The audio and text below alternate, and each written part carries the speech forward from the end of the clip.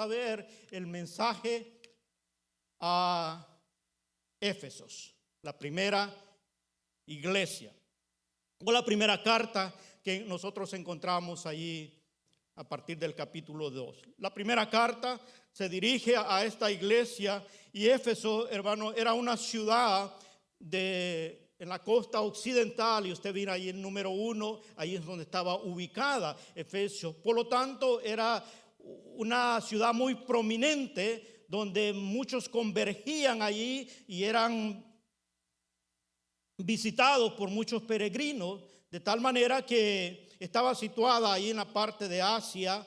La ciudad era famosa por su templo de la diosa Diana, conocida también como Artemisa, o la diosa de la fertilidad.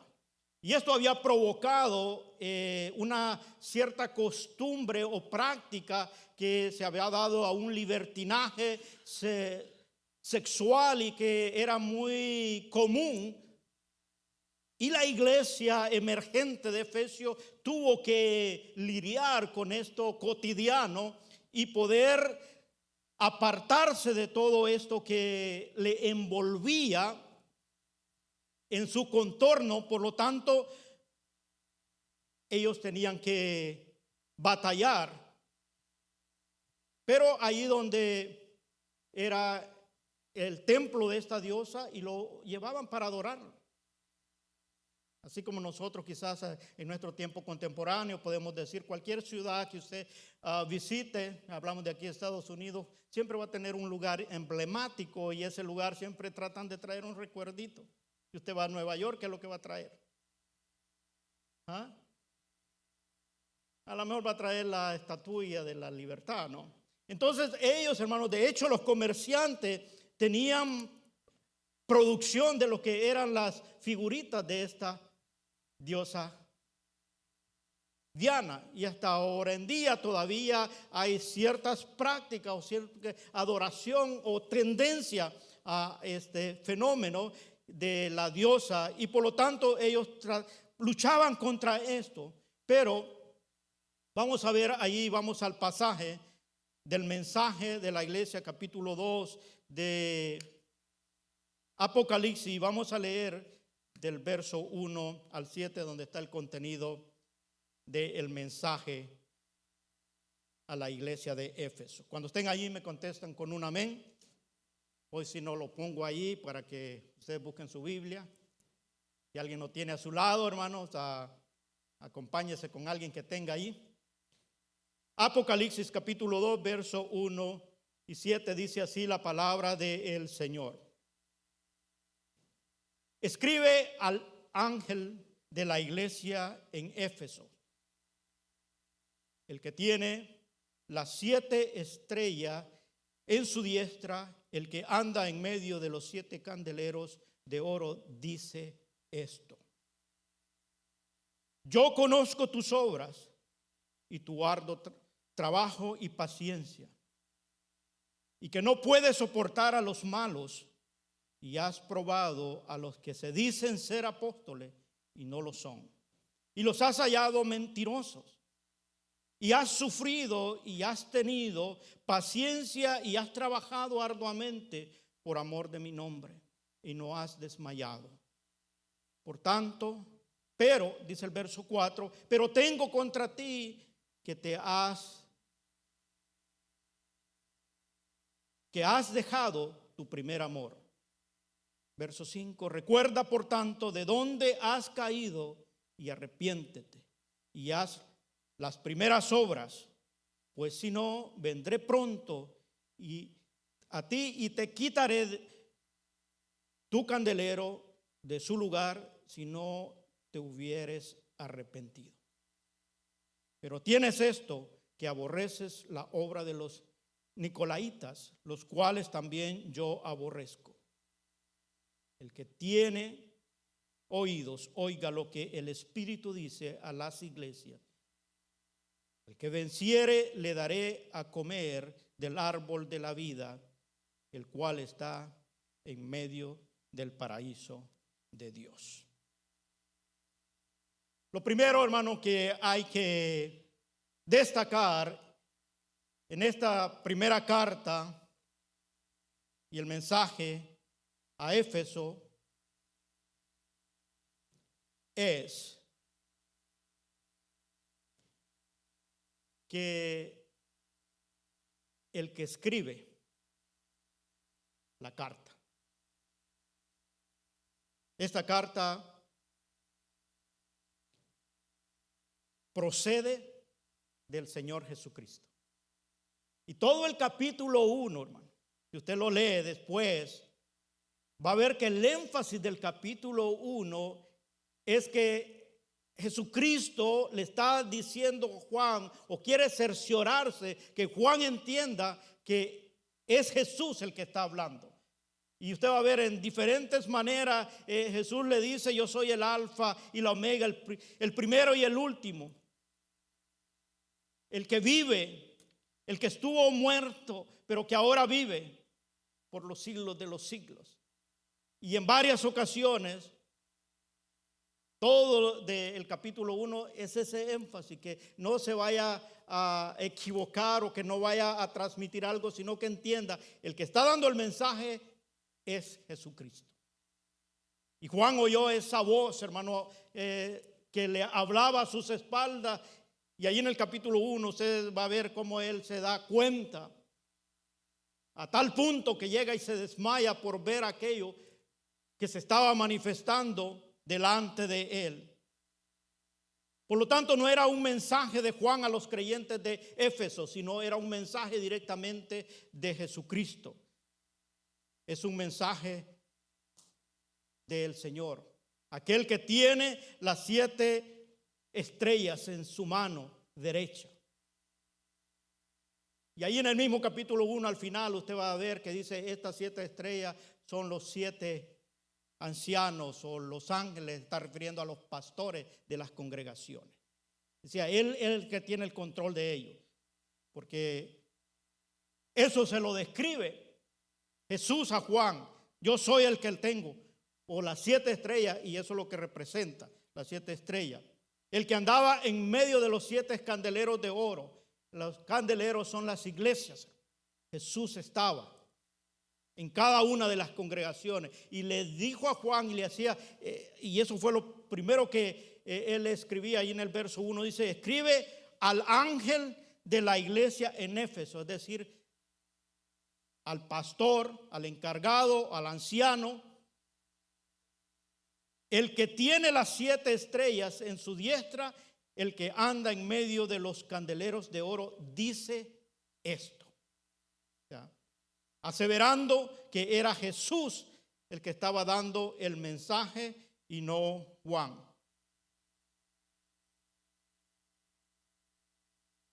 Y aquí es donde vamos ya al contenido de lo que es el mensaje, donde Jesús hace un diagnóstico de la iglesia de Éfeso. Y en el mensaje, hermano, nosotros vamos a encontrar desde el verso 2 los elogios que le hace a la iglesia. Atentos aquí, porque todo lo que nosotros vamos a ver en esta serie tiene que ver con la iglesia en general, hermano, y a cada una le das lo que está haciendo bien, y nosotros tenemos que analizar si realmente nosotros podamos sentirnos como se sentía la iglesia de Éfeso. Porque al principio le dice: yo conozco tus obras. Algo muy importante, hermano, que nosotros debemos. ¿Quién era el que estaba dando el mensaje? Y este dice: yo conozco tus obras. Algo que nosotros tenemos que tener certeza, hermano, que todo lo que nosotros hagamos y de la manera que lo hagamos, Él lo sabe. Así que usted, lo que haga en la iglesia, para Cristo, para Dios, no se le debe olvidar que Él conoce tus obras y de la forma que la hacemos. Por eso es que a Juan en el capítulo 1 se cercioró que entendiera que Él era Jesús y que Él estaba, que tenía las estrellas en sus manos. Él los tenía dirigidos y que Él caminaba entre medio de las iglesias. Por eso es que comienza diciendo: yo conozco tus obras. No había una forma como para que los de Éfeso iba a decir: ay, Señor, si tú supieras. Como a veces nosotros se lo decimos, ¿no? A veces estamos en oración y decimos: Señor, si tú te dieras cuenta lo que yo hago por tu obra. ¿Cuánto ha orado así? Yo alguna vez lo hice, hermano. Estos no me trataran así. Estos me aplaudieran. Estos reconocieran, me dieran mi lugar. Pero el que lo mira todo, hermano, aquel que tiene a su diestra las 7 estrellas,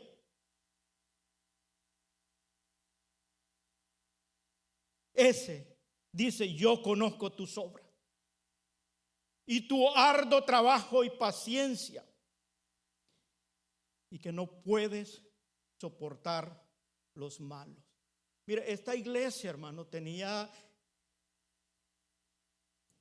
esta actitud, porque ya tenían 40 años de formadas después que el apóstol Pablo la había fundado, y que él había pasado 3 años con ellos instruyéndolos. Luego él dejó a Priscila y Aquila. Usted lo puede leer en el capítulo de Hechos, allí por el 17 al 19, toda la historia de la iglesia, los viajes de Pablo. Pero fue ahí donde él fundó esta iglesia, y él la instruye.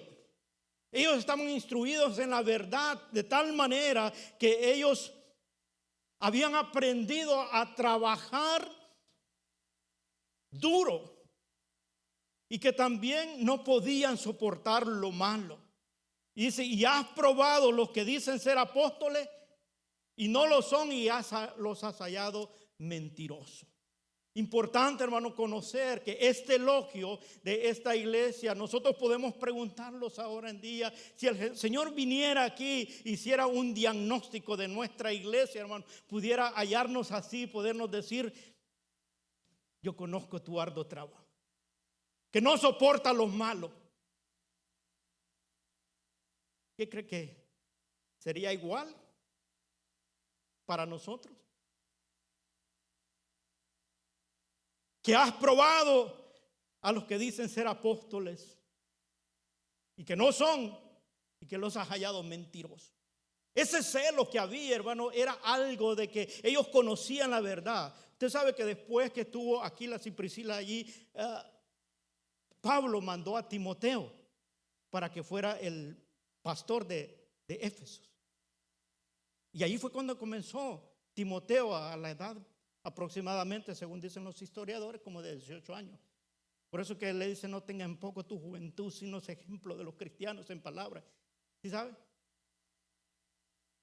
Según de Timoteo 4:12. Porque lo estaba instruyendo. Entonces la carta de Efesios, usted la lee, es instrucción para la iglesia. Las 2 cartas de Timoteo estaban dedicadas para preparar a Timoteo para que la fuera a aplicar a Efesios. Por lo tanto, Efesios era una comunidad de fe muy firme en la verdad y en la palabra. Y por eso es que ellos defendían. Cualquiera podía venir y pararse allí: yo soy el apóstol aquí, el profeta. Si te paraban allí, hermano, eso inmediatamente decían: no. Esto es lo que dice la palabra. Esa es la verdad revelada. Y ellos tenían tanto impregnado esa verdad que eran capaces de hacer eso y podían identificarlo. Por eso es que el verso 3 dice: y has sufrido y has tenido paciencia y has trabajado arduamente por amor de mi nombre. Ellos comenzaron a hacer toda la obra como resultado de poder haber experimentado el amor de Dios, hermano. Cuando tú has experimentado la gracia y la misericordia de Dios, te das cuenta de que ese favor que Dios ha hecho para nuestras vidas, no hay nada que pueda superar ese amor que Él nos ha manifestado. Y por eso hacemos lo que hacemos, no porque queremos ganar algo de Dios, sino como resultado de lo que Dios hizo ya. Y eso es lo que le pasaba al pueblo o a la comunidad de Éfeso. Y por eso Él los elogia y le da ese ánimo y los dice: yo conozco tus obras. Muy interesante. Yo me gozaba en esto, hermano, porque para Dios no hay nada oculto.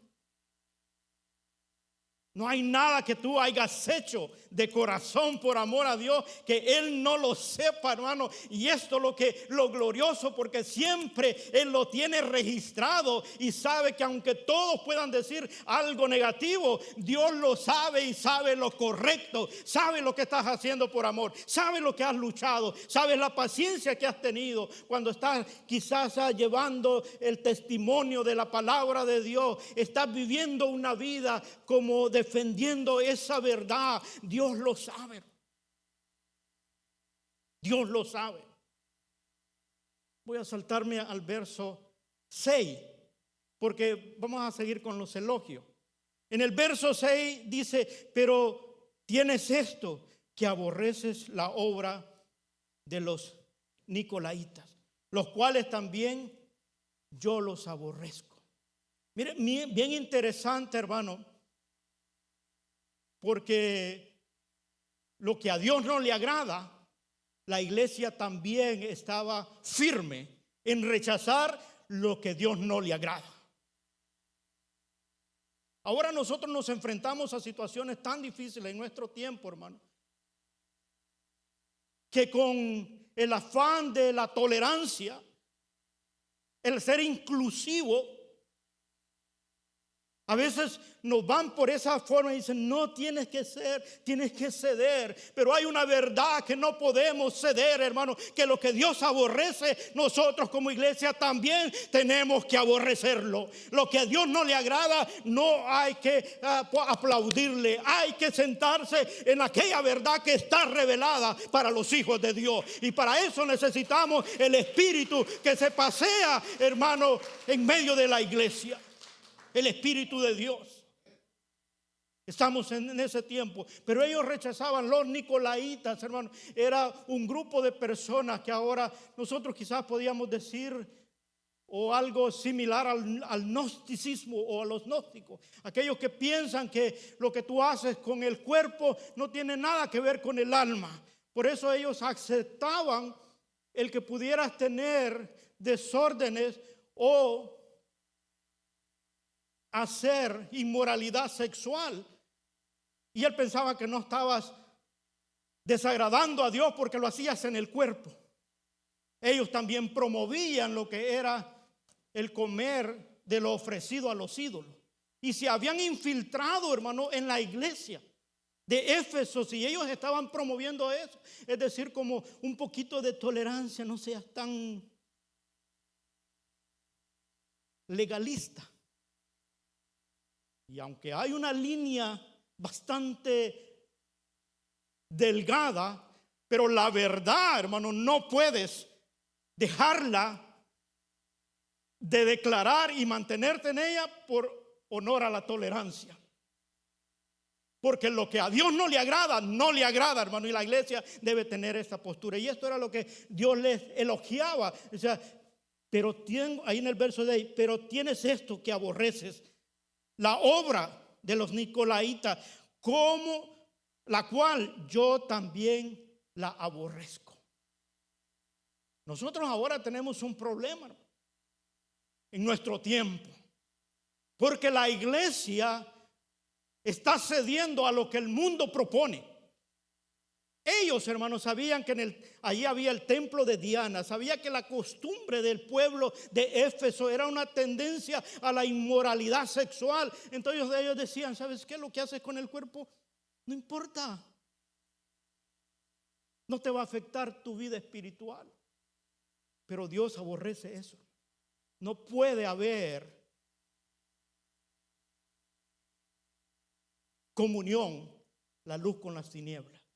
Y la iglesia de hoy tiene que entender eso, hermano. Tenemos que entender esto, que lo que Dios aborrece, debemos de aborrecerlo. Lo que a Dios no le agrada, también tenemos que rechazarlo, independientemente de lo que los demás digan. Porque ahora, vuelvo y repito, está muy fácil de poder tener una mezcla del mundo y lo sagrado y pensar que a Dios le agrada. No importa, hermano.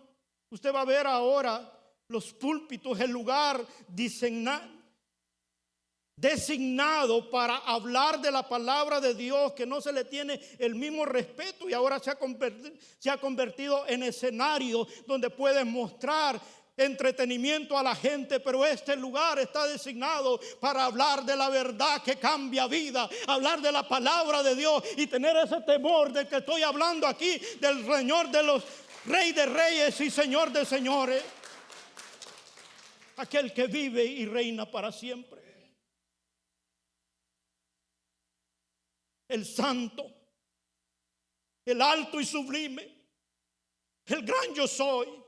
A veces se ha hecho tan común, hermano, de que a veces hay tanta mezcolancia entre lo del mundo y lo sagrado, y queremos que todo eso pensar que le agrada a Dios. Pero no, hermano, Dios es santo. Él requiere que el que se acerque a Él sepa que Él es santo. Por eso en el Padre Nuestro dice, la primera frase dice: Padre nuestro que estás en los cielos, santificado sea tu nombre. Porque nosotros debemos reconocer que al Dios que buscamos, al Dios que adoramos, es un Dios santo que se merece nuestro respeto, se merece nuestra adoración y se merece que vayamos, hermanos, y nos arrodillemos delante de su presencia, reconociendo que Él es santo. No es algo que podamos venir y hacer lo que nos da la gana y decir en el nombre de la tolerancia. No, es que todos lo hacen así, hermano. Ahora no importa cómo te subes a un lugar para exponer la palabra de Dios, pero pregúntate si eso le agrada a Dios. Y yo no estoy hablando de ningún tema de legalismo. Lo que sí es que si la convicción del Espíritu Santo te haces sentir que la presencia de Dios está allí, que le está dando el lugar a Dios. Por eso, hermano, Él los elogia. Le dice: he visto que has aborrecido a los nicolaitas. ¿Cuánto nosotros aborrecemos, hermano, aquello que a Dios no le agrada? Pensemos si lo estamos tolerando en nuestra comunidad de fe.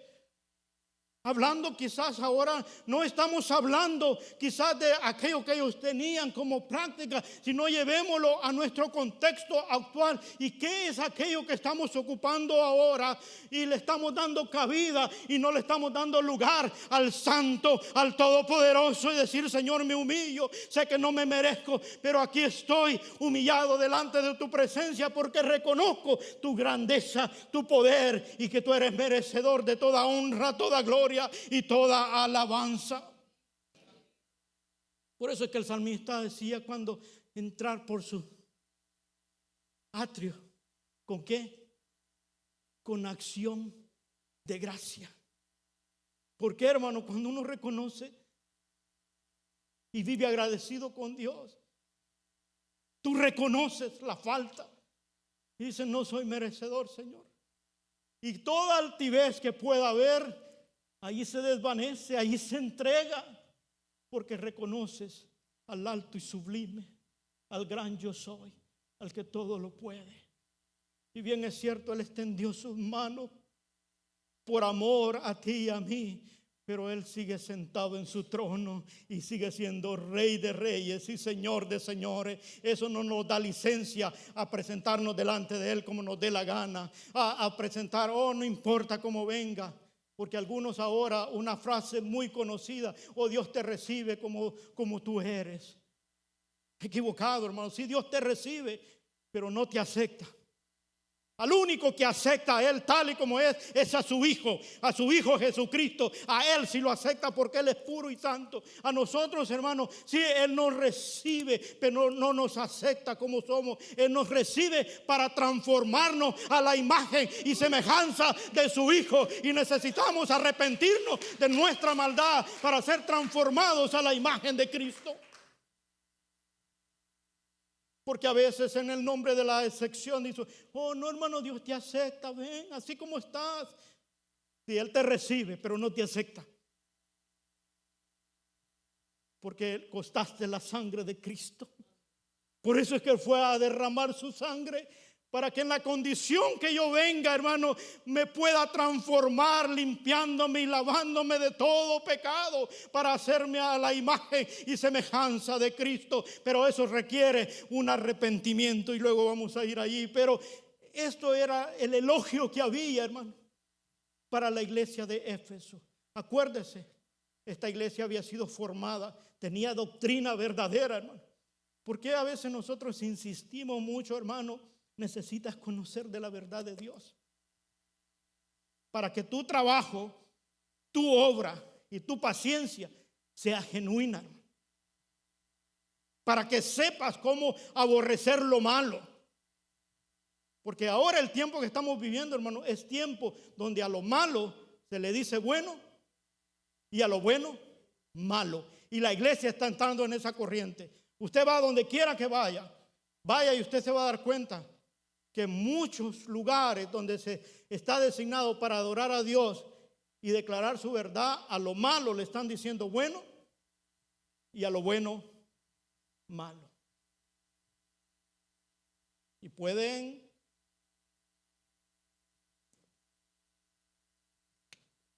tildarme de extremista si quiere. No me importa. Pero hay algo, hermano, que no podemos dejar de declarar. Y es la verdad revelada en su palabra. Esa verdad tiene que mantenerse, no importa los tiempos y la influencia de lo que tengamos, aún dentro de la iglesia o fuera de la iglesia. Como en este tiempo ellos tenían esta corriente de pensamiento de los nicolaitas. Ahora ya no los vemos, pero están de otra manera. No se llaman nicolaitas. Ahí póngale usted el nombre que usted quiera. Pero hay. Aquellos que te quieren envolver, hermano. Aquellos que te dicen, ¿por qué tanto, hermano? Sea fanático. No sea fanático. Una vez al mes es suficiente para buscar de Dios. Porque algunos, hermano, infiltrados, buscan a Dios solo cuando han cometido algo o cuando quieren algo de Dios. Pero a Dios lo buscamos por lo que Él es, el santo y el sublime, el merecedor de toda honra, toda gloria. Y en el momento que haya de alabar y bendecir al nombre, estaré allí para decir gloria a Dios por Jesucristo. Porque no me va a alcanzar la vida para agradecerle el favor de su misericordia que Él ha extendido para poderme rescatar.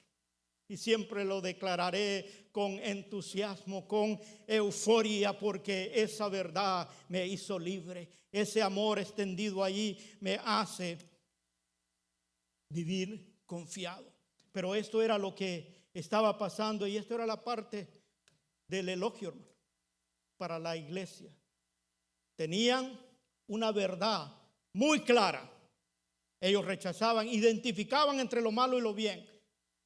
Ahora, hermano, la iglesia de Cristo, los seguidores de Cristo andan dudando, hermano, y dice, ¿y esto será bueno? ¿Esto le aceptará al Señor? ¿Sabe por qué anda así? Porque no conoce la verdad. La palabra de Dios dice, conoceréis la verdad y la verdad os hará libre. Cuando conozcas esta verdad, inmediatamente vas a conocer cuál es lo bueno y lo malo.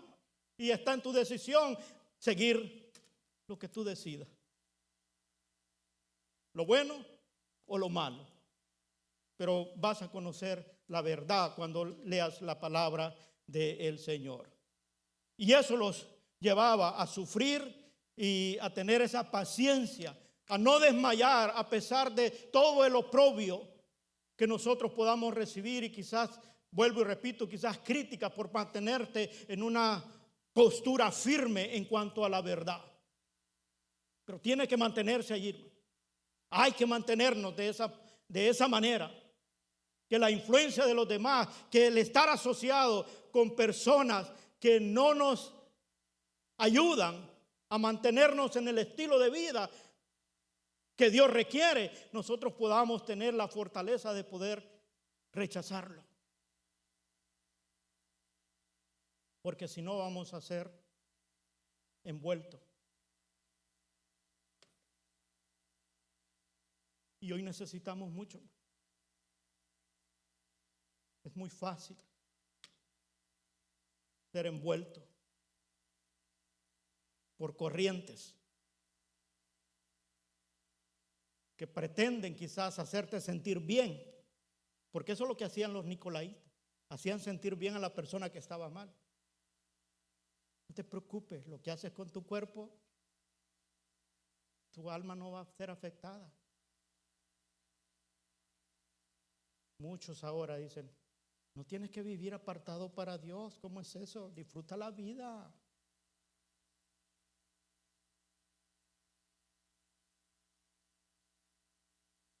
Y para algunos es musiquita para sus oídos.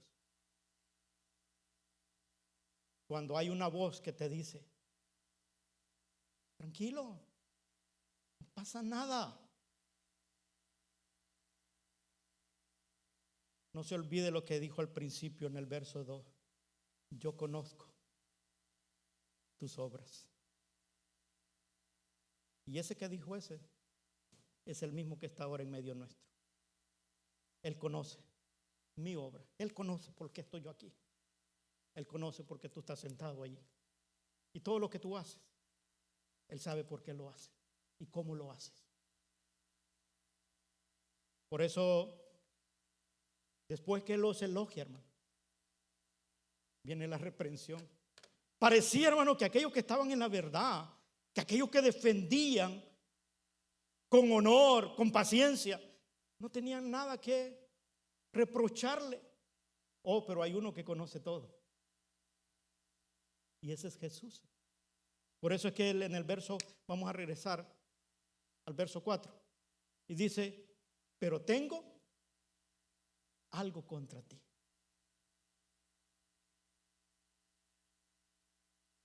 Que has dejado tu primer amor. Yo sé que muchos hemos leído este versículo, hermano, y a veces lo acomodamos de acuerdo a nuestras circunstancias, ¿no? Y decimos, esto quiere decir esto, esto quiere decir esto. Fíjense que a pesar de que el Señor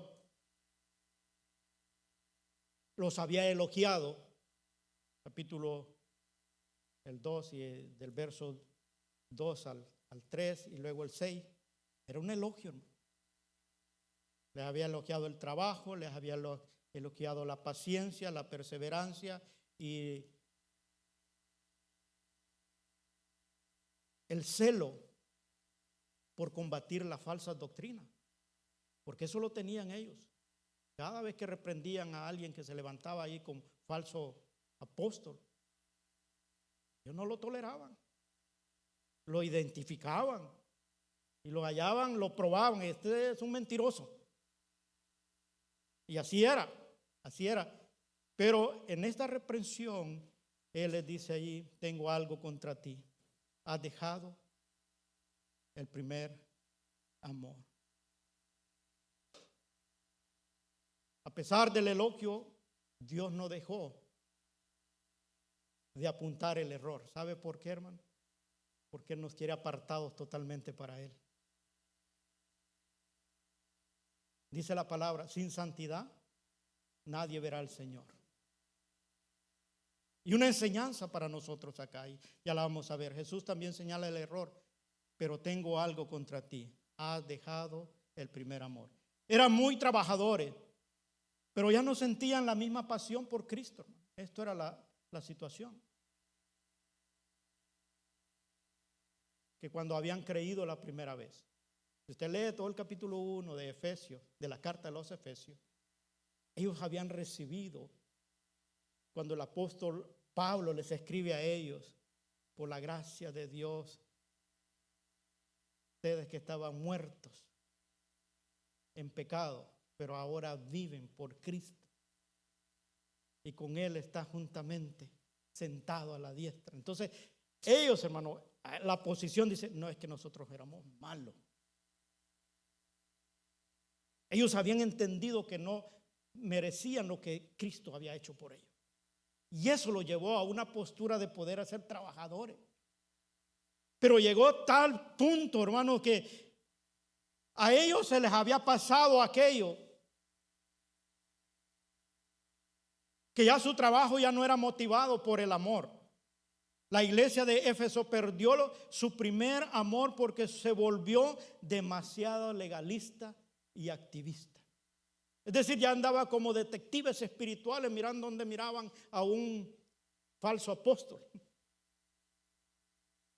Ya no trataban de exhortarlo, sino de expulsarlo. Este no pertenece aquí. Este no actúa como nosotros.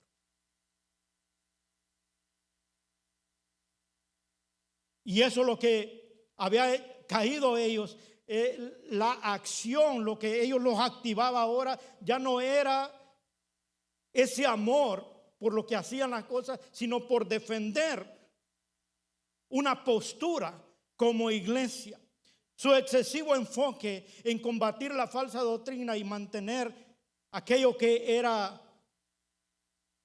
doctrinalmente correcto, lo que se conoce con la palabra ortodoxia o lo que era lo antiguo,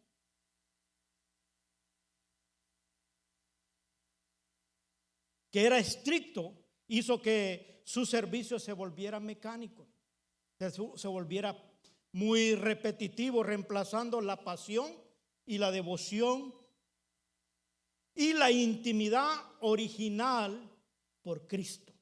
Por eso cuando Él les dice, has dejado el primer amor.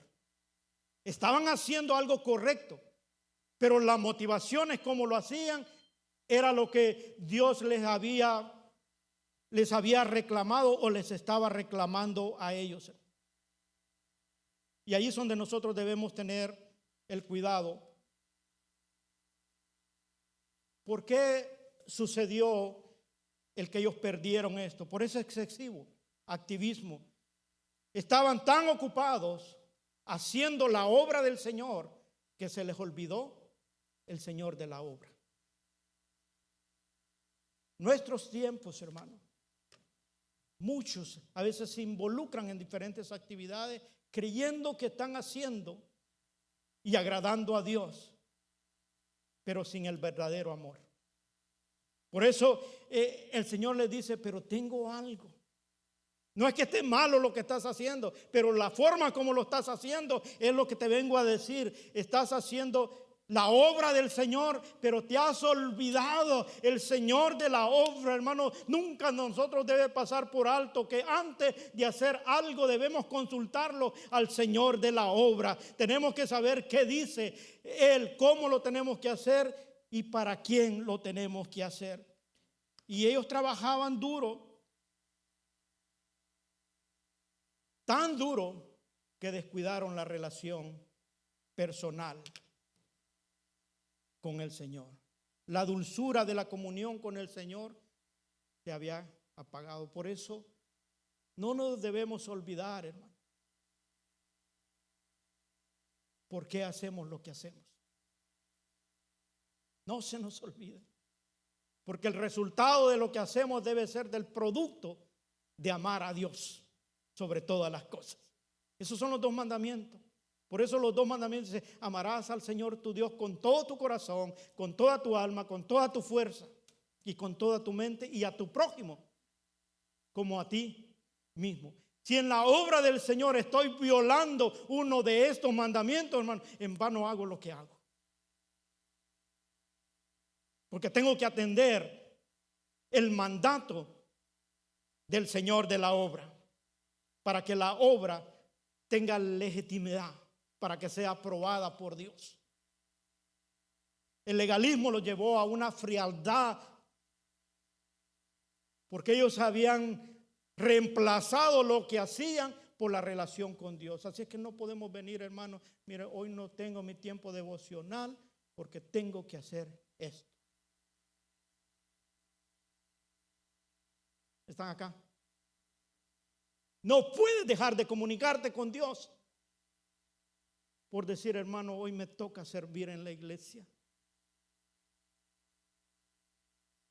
Es que tengo tanto trabajo por hacer que se me olvidó comunicarme con Dios. Porque ese enfriamiento, ellos se volvieron expertos, hermano, en defender la verdad. Porque habían sido instruidos, como ya les dije. Pablo había pasado 3 años con ellos, había estado Priscila ¿Y quién era el otro que le acompañaba?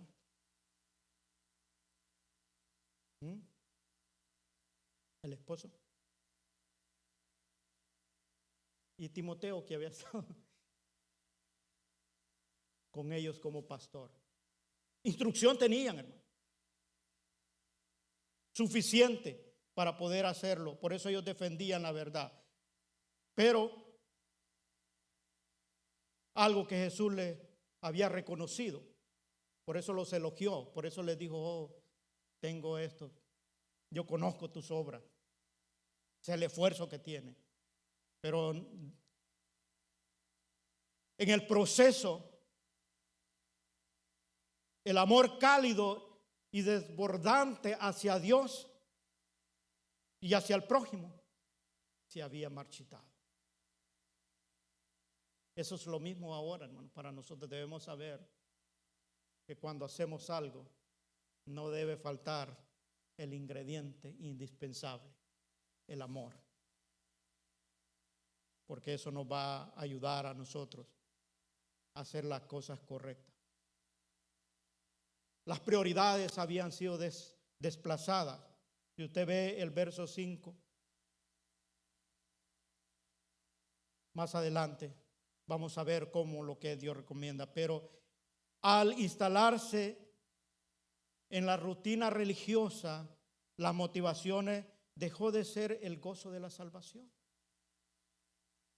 Es decir, estamos defendiendo una verdad. ¿Ha visto hermanos peleando por una doctrina o una verdad bíblica? Pero casi se van a los golpes. Estás defendiendo una verdad, pero no lo estás haciendo de la manera correcta. A eso es lo que le estaba reprendiendo. ¿Cuántos se han enojado, hermano, cuando no le quieren creer la verdad que tú estás predicando? Él les elogió que tenían paciencia. Es decir, ¿cuántas veces le tienes que decir al inconverso de una verdad que lo hace libre? Las que sean necesarias. Hasta cuando el Espíritu lo convenza. Tú eres nomás un portador de esa verdad. Pero el corazón debe estar lleno de amor. De poder decir: este necesita la misericordia que Dios tuvo por mí. ¿Cuánto Dios trató conmigo? Muchas veces. ¿Cuántas con usted? Es lo mismo que necesita tu prójimo. Muchas veces yo dije: otra vez, otro día. Y algunos que son espirituales dicen: cuando Dios quiera. Por sonar espiritual, ¿no? Pero no se dan cuenta que la verdad dice que hace más de 2000 años Jesús extendió sus manos allá para que todo aquel que en él crea no se pierda, mas tenga vida eterna. Pero como el que no conoce la verdad, hermano, dice: cuando Dios quiera, porque no se ha dado cuenta que ya Dios quiso. Pero tú que la conoces, lo tienes que hacer con amor. ¿Estamos allí? Así es que ánimo. Ánimo, hermano. Porque Dios elogia el trabajo. No es que Dios no dice: no lo hagas y siéntate en la banca y ahí espera la venida del Señor. No. Él elogia todo el trabajo. El defender la verdad, el reprender a los malos, el no estar de acuerdo con aquellos que se infiltran para poder tener una mezcla entre el mundo y lo sagrado. Pero no podemos reemplazar o desplazar las prioridades. Primero va el amor y después la acción de las obras. ¿Estamos de acuerdo ahí? Primero amar a Dios. Como resultado de amor voy a hacer la obra del Señor de la obra.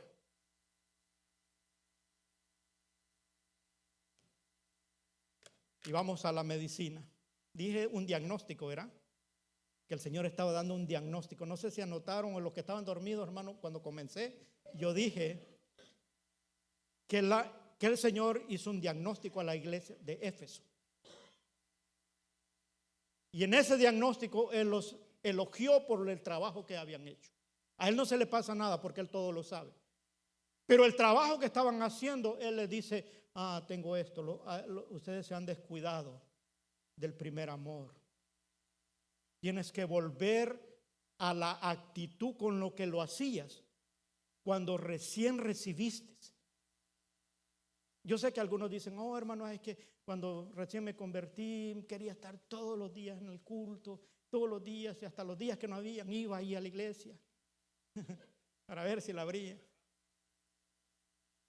No, pero era la acción con la que se hace a esos que cuando dice, has dejado el primer amor. El dejar es que no, las motivaciones con lo cual lo hago es que ya se habían reemplazado y el legalismo me ha llevado a tal punto de querer defender una verdad, hermano. Y a veces uno le pasa eso, que piensa que por defender a Dios Él te va a dar un trofeo. Pero Dios no necesita que lo defendamos. Él necesita que obedezcamos lo que ya Él dijo. Porque Él sigue siendo Rey de Reyes. Al final toda lengua confesará y toda rodilla se doblará y confesará que Él es el Señor de todo. Así es que Hakuna Matata, dijo él. Eso es nomás para despertar a los que están durmiendo, hermanos, porque necesito que preste atención. Pero viene la medicina. Él da el diagnóstico, te dice ahora, verso 5. Esta es la medicina. Esto es lo que el que fue, el que es y el que ha de venir es el que le estaba diciendo que le dijeran a esta iglesia. Y dice, recuerda por tanto de dónde has caído. Esto lo lleva a un examen individual, retrospectivo, y poder decir, si Dios o Jesús viniera ahora y por el Espíritu Santo, así como le habló a Juan, que hablara por detrás.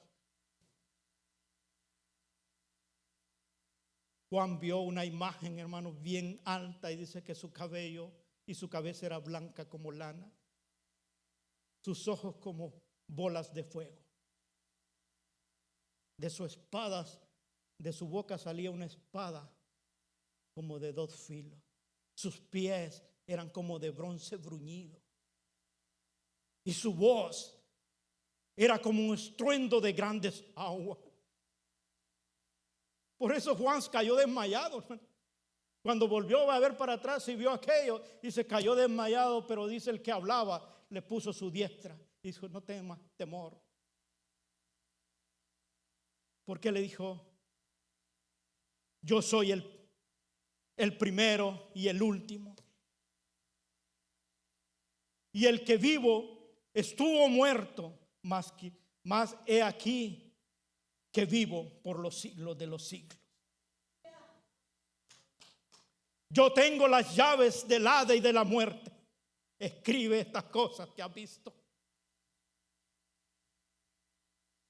Ese, hermano, es el mismo que está trayendo la solución acá. Y dice, recuerda por tanto de dónde has caído y arrepiéntete. O sea, no basta, hermano, en poder decir, hermano, estamos haciendo las cosas mal. Quizás nos estamos volviendo muy legalistas. O estamos haciendo las cosas mecanizadas.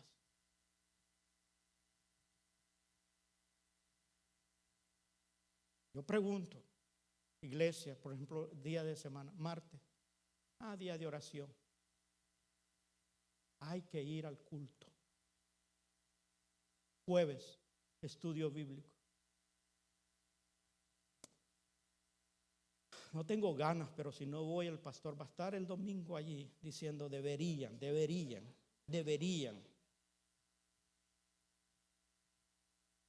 Domingo. No, ya se va a acabar el mundial, pero todavía faltan 2 partidos. Cada 4 años, hermanos, es que recuérdate de dónde has caído. Yo te digo esto, menciono esto, no, porque no es que a veces, hoy es el mundial, pero el otro domingo puede ser otra cosa. A lo mejor puede ser el mall, puede ser tu familia, puede ser otra cosa que te desvíe del propósito de Dios. A lo mejor tu oficio es de tu casa. Y casualmente nosotros ponemos el sketch para los días que hay culto. O eso lo voy a hacer el domingo a las 4. O el jueves a las 7:30. El único día que tengo, hermano. Y el lunes y el miércoles, ese día me voy a relajar. Acuérdate de dónde has caído. ¿Por qué hago lo que hago? ¿Lo haces mecanizado por cumplir algo, una rutina? ¿O lo haces por amor de aquel que dio la vida por ti? Y que Él nos invita que cada oportunidad que tenemos nos asemejemos a su carácter. Lea el capítulo 4 de Efesios. Dice, para que todos lleguemos a la unidad de la fe, a un varón perfecto. Eso es lo que debemos nosotros recordar cada vez que hoy tengo una oportunidad de asemejarme cada vez al carácter de Cristo. Y para eso yo tengo que recordar de dónde he caído, hermano. Cuáles son las cosas que me están desviando, que me están distrayendo del propósito que Dios tiene con mi vida. ¿Cuál es el propósito que Dios tiene con cada uno de nosotros? Es llevarlos a la unidad de la fe, hermano, a la estatura del varón perfecto, a que el carácter de Cristo sea formado en mí. Y yo sé que yo he repetido infinidades de veces el fruto del Espíritu Santo. Yo sé que algunos los tengo aburridos, pero mientras no lo vea en ti y en mí, hermano, voy a seguir repitiéndolo, porque ese Espíritu que se nos ha dado es para que tengamos amor, gozo, paz, paciencia, benignidad, bondad, fe, mansedumbre y templanza. Cuando eso se vea reflejado, es que Dios está haciendo algo en nuestras vidas, es que Dios está haciendo. Si no, es porque algo nos está desviando, porque el propósito de Dios es hacernos al carácter de Cristo. Y yo tengo que reconocer que si algo de lo que estoy haciendo lo estoy haciendo mecanizado y el amor de Dios no es el que me impulsa, tengo que recordar de dónde he caído y arrepentirme. ¿A qué arrepentirme? Es cambiar de actitud. No solo reconocer y poder decir, sí, hermano, usted sabe, la carne es débil. Y algunos nos excusamos y nos quedamos allí. Sí, pero el espíritu que Dios nos ha dado no es de cobardía, sino de poder, de amor. Y no se olvide de esto, de dominio propio. Entonces, aunque la carne es débil, el espíritu que Dios nos ha dado es un espíritu de poder que puede vencer todo apetito y deseo de la carne y te puede llevar de nuevo a poder restablecerse y arrepentirse. Y dice, haz las primeras obras. Haz aquello que te motivaba al principio, porque si no, dice el Señor, escuche esto, hermano, esto no es algo que era solo para Éfesos. Es para nosotros hoy. Vendré pronto y te quitaré el candelero de su lugar. ¿Qué dijimos que era el candelero?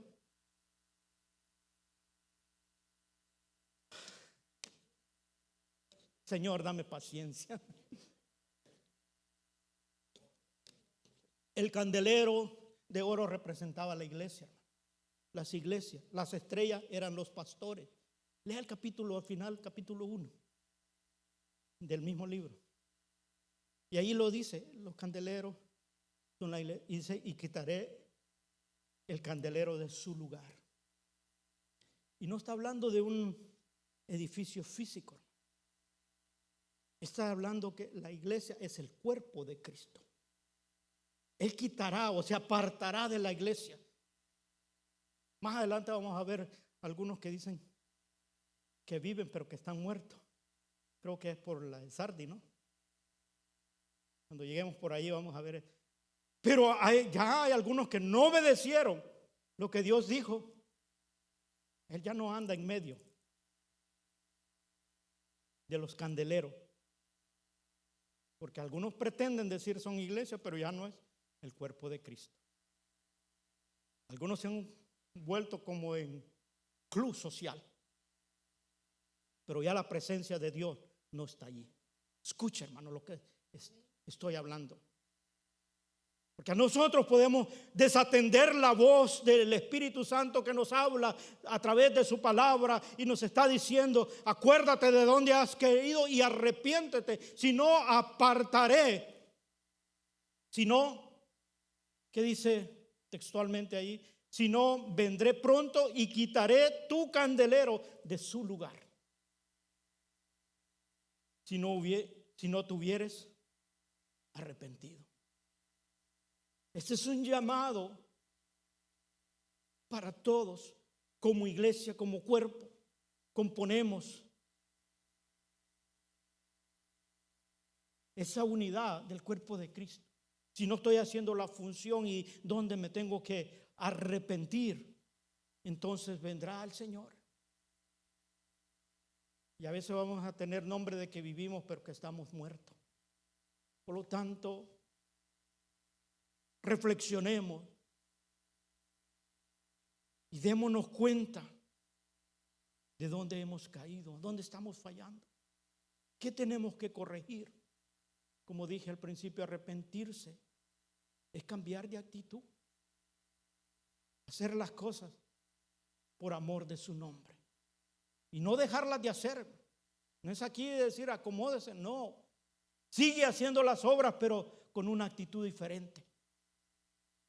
Y eso va a traer recompensa. Verso 7, se me olvidó la solución, pero ahí está. Último, la promesa.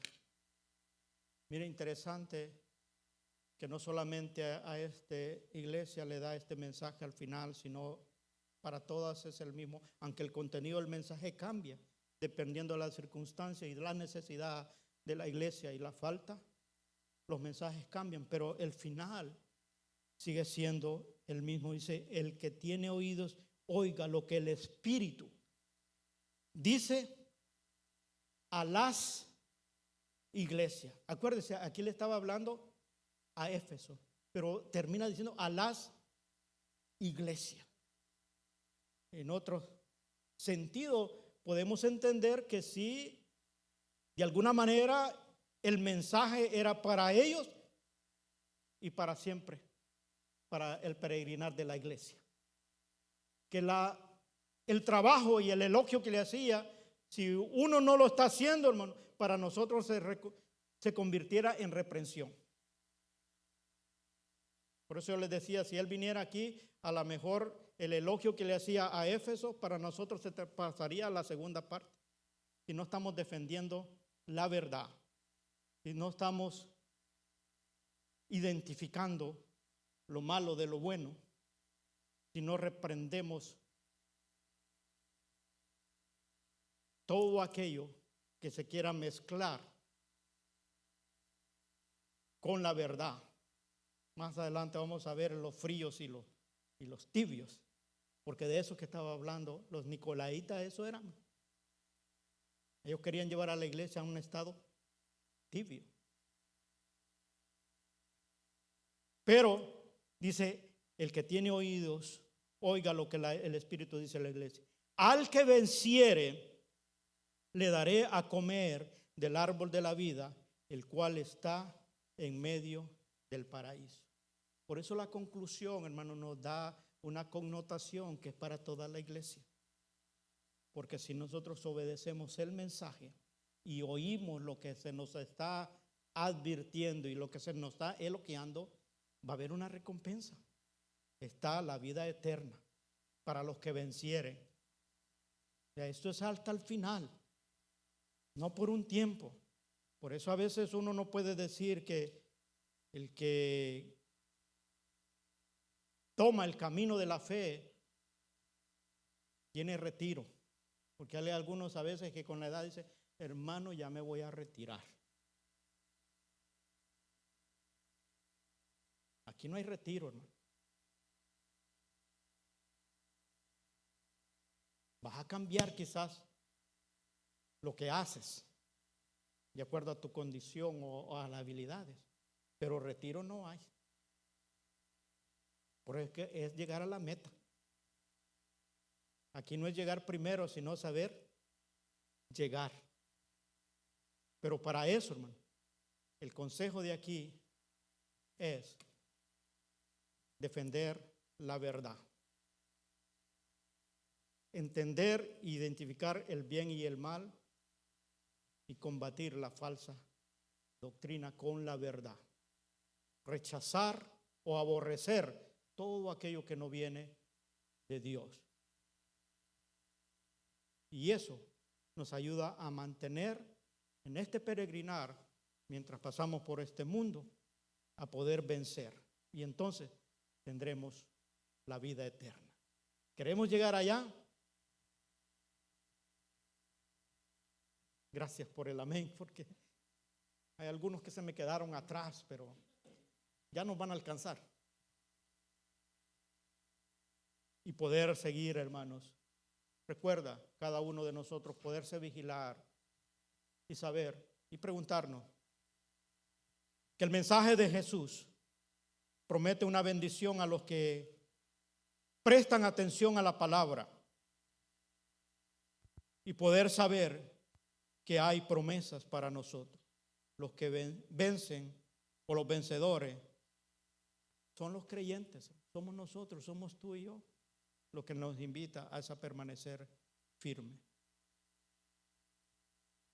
Que como la iglesia de Éfeso podamos nosotros analizarnos, porque sabemos que fácilmente podemos caer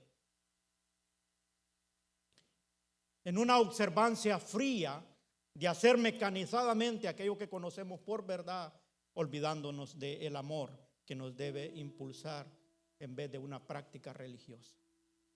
Mira tu estilo de vida, hermano, y analízate.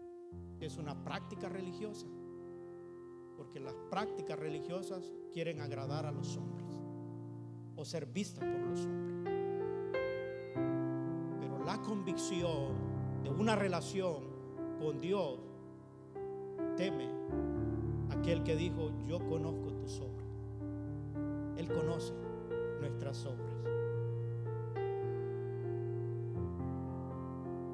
Porque podemos, hermanos, como igual que Éfeso, concentrarnos únicamente en la pureza doctrinal, que no es malo, porque Él se los elogió, y el trabajo duro, incluyendo el verdadero amor, excluyéndolo, quitándolo, sin hacerlo sin amor. Así como muestra este mensaje, ningún celo por la verdad o rectitud moral puede sustituir, hermano, un corazón lleno de amor. No se nos olvide eso. El apóstol Pablo, escribiendo acerca del amor en la primera carta a los Corintios, en el verso 3 del capítulo 13, dice: y si repartiera todos mis bienes para dar de comer a los pobres, y me entregase mi cuerpo para ser quemado, y no tengo amor, de nada me sirve. Que como iglesia, hermano, podamos escuchar todos nosotros al final las palabras que realmente importan. Estas son las que describe Mateo capítulo 25, verso 21. Bien, buen siervo, fiel. En lo poco fuiste fiel, en lo mucho te pondré. Entra en el gozo del Señor. Espero que todos los que estamos acá estemos ansiosos por escuchar esas palabras en el término de nuestra vida aquí, y no lamentarnos de haber cambiado la verdad por la mentira que ahora está tan latente y que quiere desviarnos del propósito de Dios. Vamos a poner